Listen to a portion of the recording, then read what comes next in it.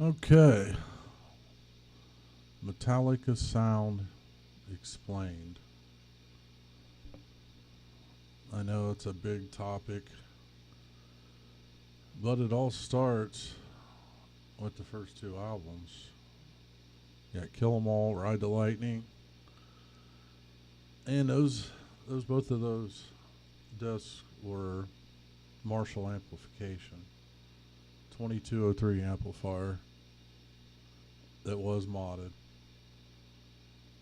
and but there was a lot more going on with that, as far as equalizers that were ran through, effects looped into the back of the amps,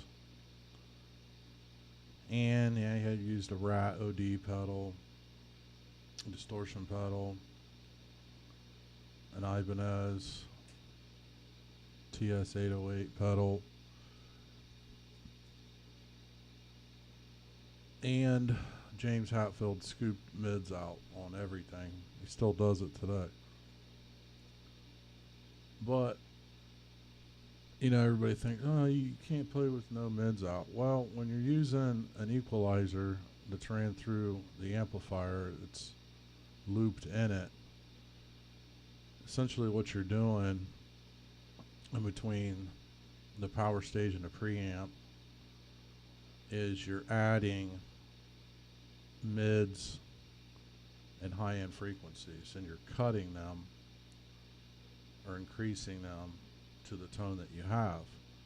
And the main reason why he's doing that is because of voice. I mean, you match your voice with certain tones. He has a voice, it's obviously not like AC/DC or Malcolm or anything like that, to where you're just going a full blown Marshall with the mids cranked up to 6, 7 or more.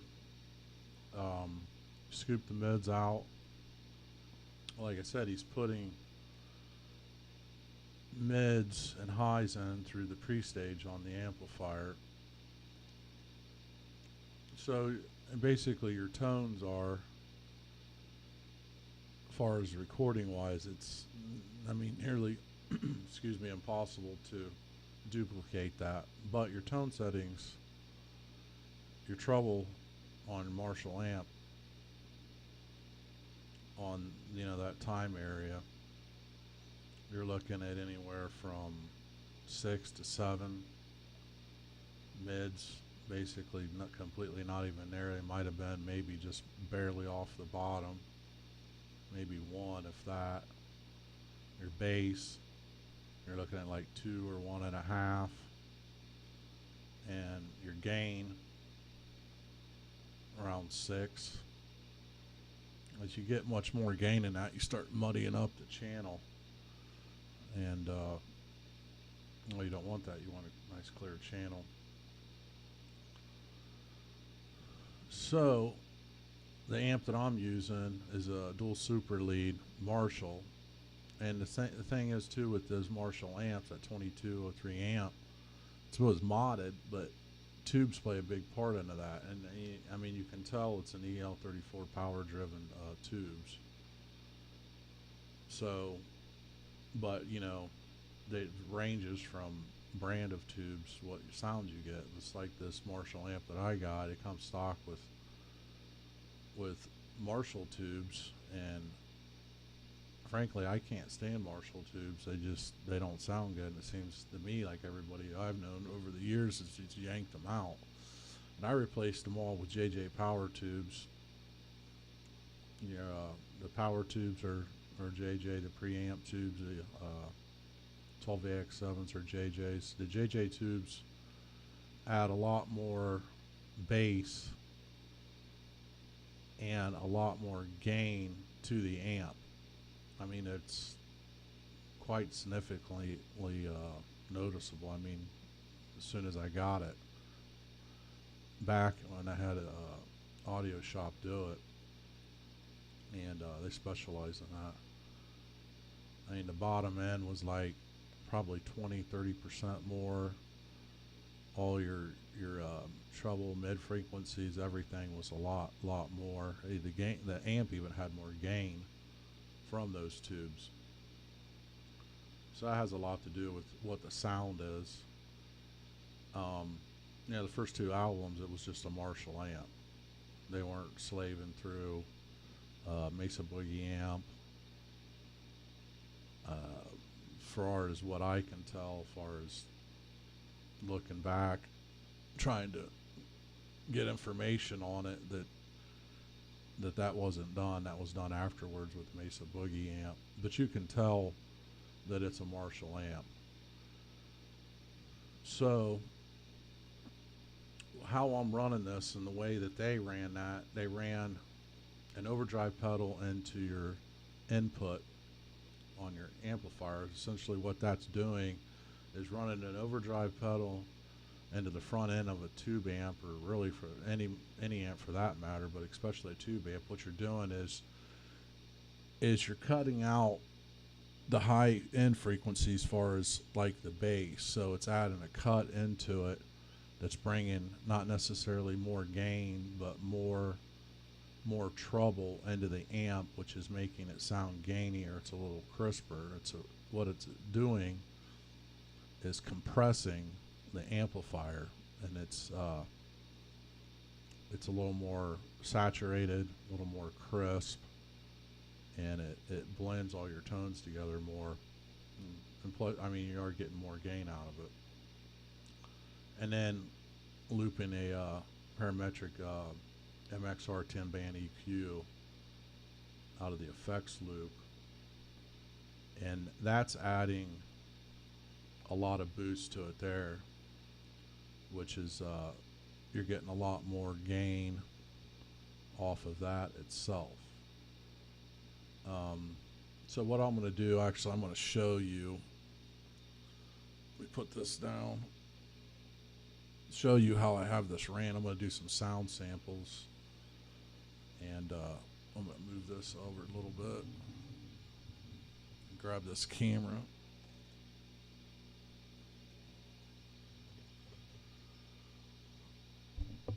So what we got is that's their EQ right there. As you can see on the EQ, I have it scooped some too, as far as on the mids. It's cut, and then I'm boosting your 125 hertz is where you get your bass. So you essentially you're cutting the bass on the amplifier for recording, but you're also boosting it with your 125 hertz right here. And the same with your 62 and your 250. It's just not as much. And then taking some of the treble out of your 500 hertz, keeping their volume at about 0. And this is run the same way as far as if I'm just running it live or recording on the gain and the volume. Then see the gain's below 0 on the cut.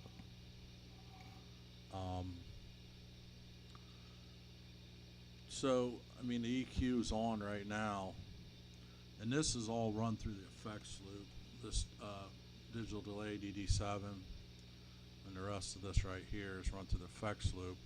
And then, as you can see, the blues driver, it's a Boss blues driver, which is just an overdrive pedal. It's a little more rounded, just gain level. You don't want your level much more than 3 or 4, and it gains about the same match. You just want to boost it up a little bit so it's cutting through but not adding a lot of breakup. So, and here's the amp settings.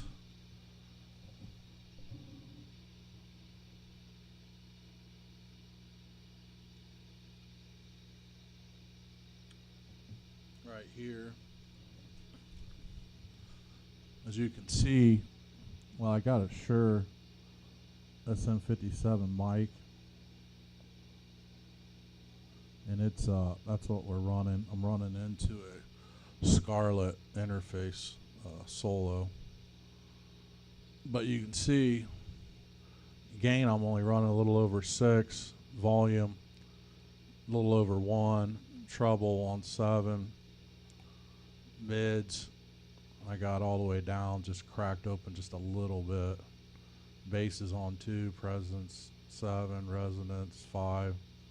With the speaker moving a little bit more. And a little bit of reverb. And there's the mic.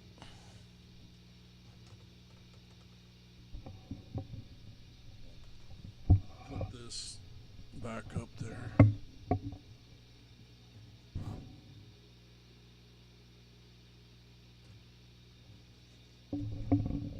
Sorry about the mic noise. But that's like I said, your first 2 albums. That's what they were using. Guitar has a little bit to do with it. I can use some different guitars just to so you can see what the difference tone is, but it's not really that much. I have a guitar with EMGs in it too. So I'll go ahead and do a sound demo on this.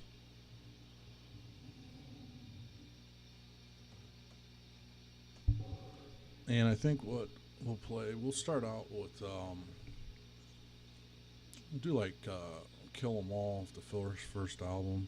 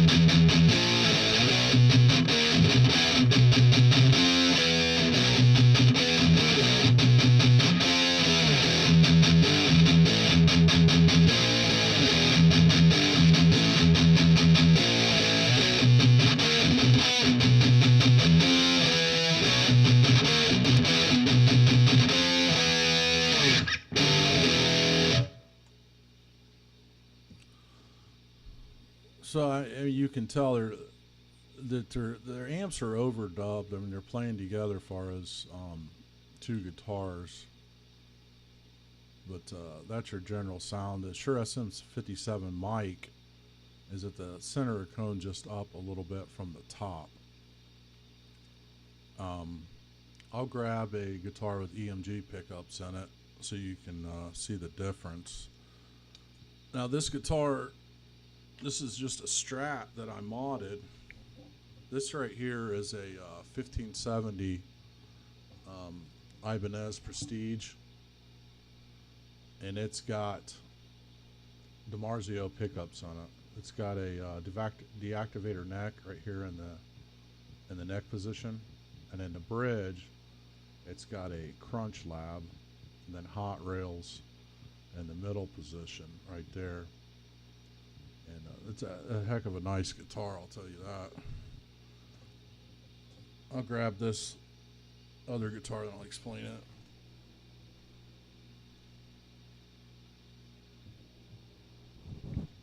Okay, this guitar right here, this is a fairly inexpensive guitar.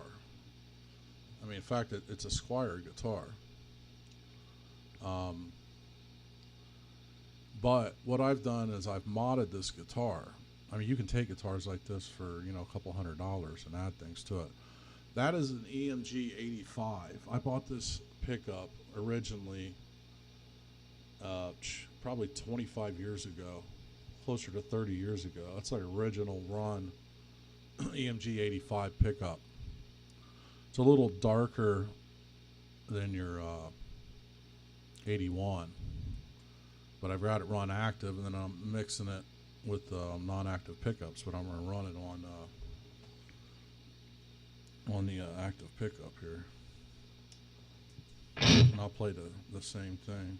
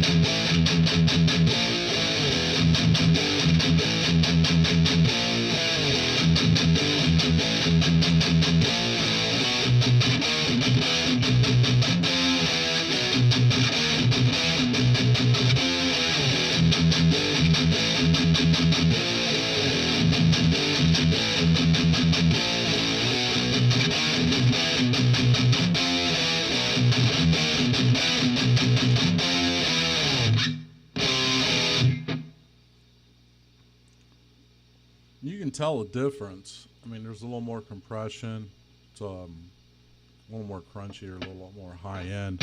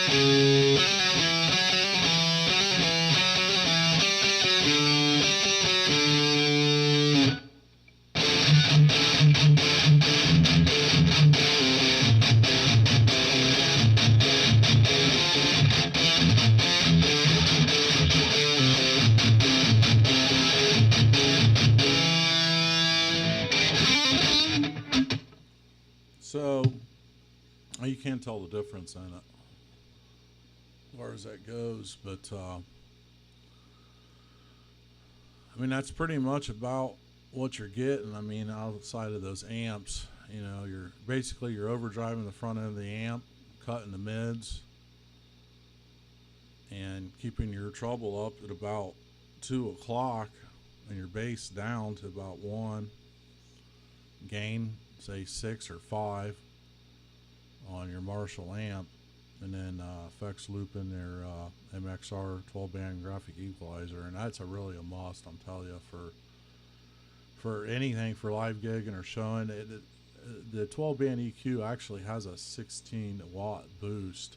You got to watch the volume side though, man, because you could pop a resistor in your amplifier. I'll play a little bit more Let me grab this other guitar up here and I can show you the difference. It's a Les Paul guitar.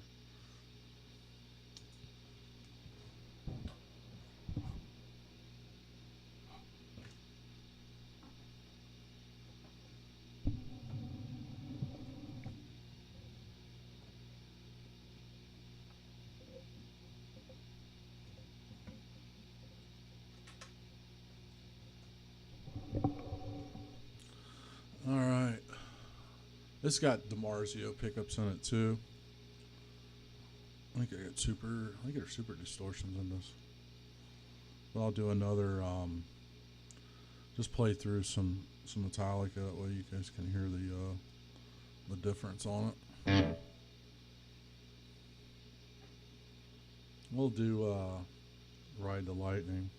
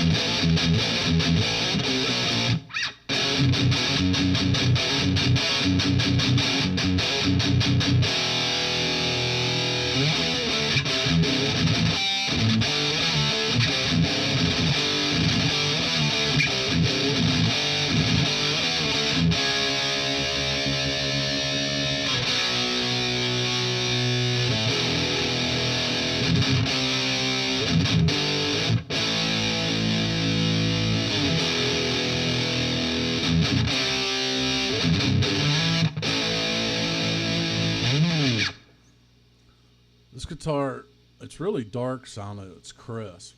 I mean, this thing sounds amazing. And really, I would say it probably has a better sound. There might be a fill. You know, sometimes you just get a better feel for a guitar that you have. But it's just, I really like this guitar. It's freaking awesome.